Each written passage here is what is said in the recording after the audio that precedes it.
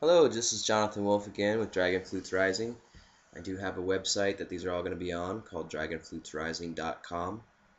And we just went through the first three lessons of vibrato, ping-ponging, and pulsing. And those are different manipulations. There's a lot more to come after that too, as far as just different techniques to create different sounds with your flute. These are Chinese cultural flutes that I hand make. They're known as xiaos. And we're going to go into what I call phrasing. Phrasing is right in the middle of these lessons because it's how we start to build a little tune or how we start to build a song. Usually, you work out some piece of melody or some nice notes that seem to go together well, and you come up with what I call a phrase. And then maybe taking a couple phrases and placing them together is a way that you may build a song, something that you've played around with for a little while, and it just sounds really nice. So to begin with, phrasing is something that comes with a lot of time, a lot of letting yourself go with the music, allowing the music to play through you and be expressed through your flute. And this is not unique to flutes. This would be like many instruments, in my opinion. The more you play them, the more time you give to them, the more mystic encounters you have with music, this beautiful vibration of music that you create. You start to hear things that go well together, and you want to create more of that. Um, One of the aspects of phrasing, in my opinion, is subtly representing a similar sequence of notes in a small, different way. So here's an example of that.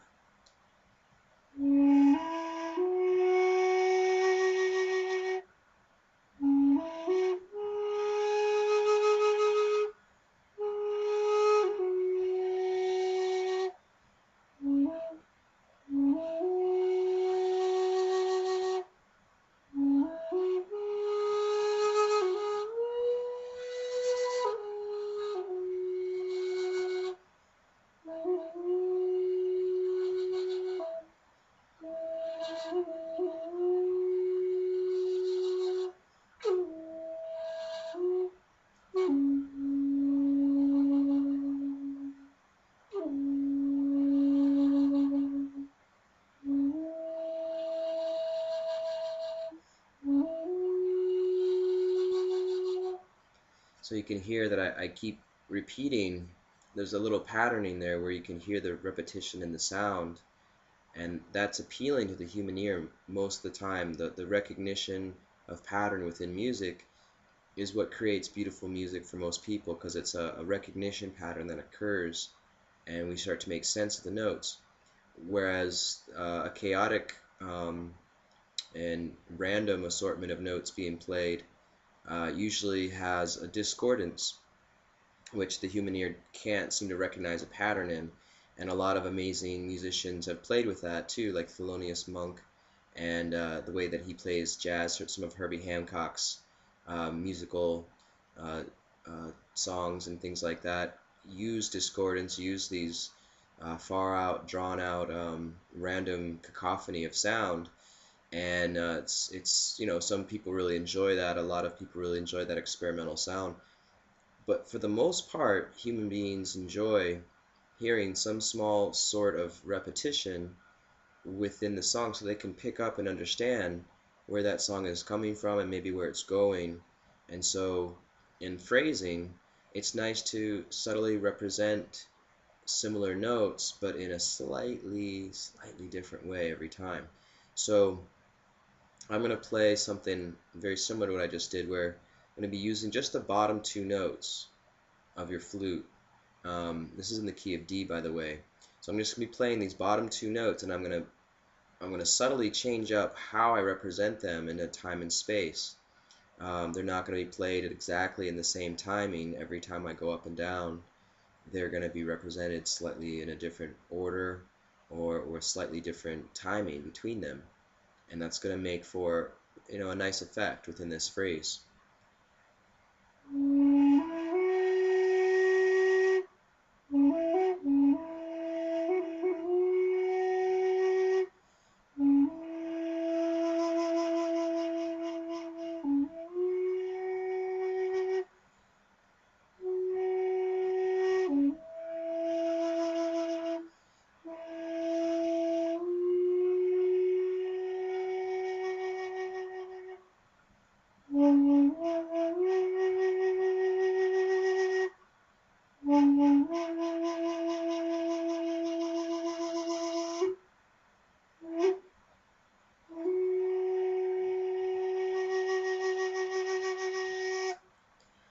So you get the idea.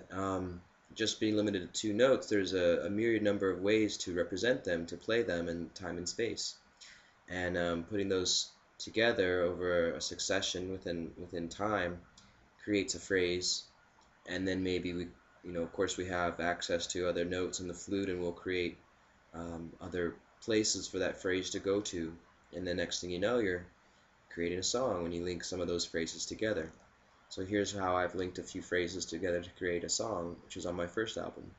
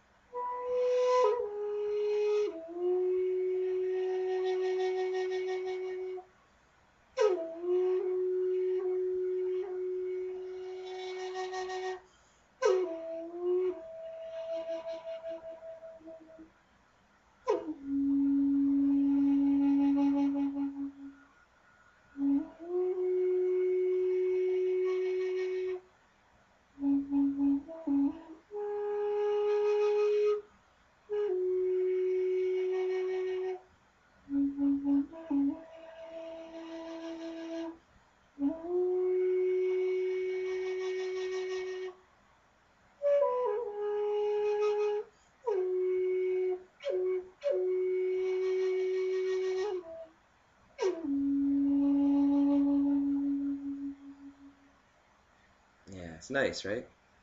So that would be, you could count that as one long extended phrase, or you could see how it's broken up into using just the bottom notes for majority of the song, and then the upper phrase would be some of these higher notes that tie into it, and how you can go from, say, playing a high note to then covering 3 notes in a row to get a lower sound, so that becomes a succession.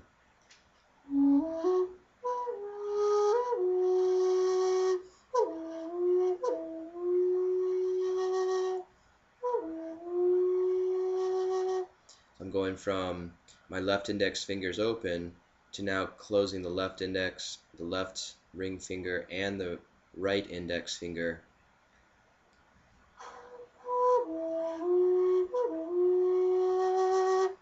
And it creates a nice difference in the sounds there, kind of jumping from one note to the next rather than playing in a complete sequential order, which would sound something like.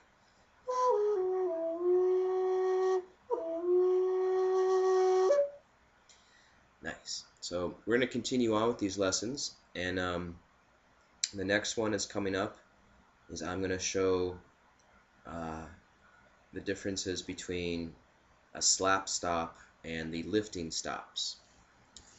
See you soon.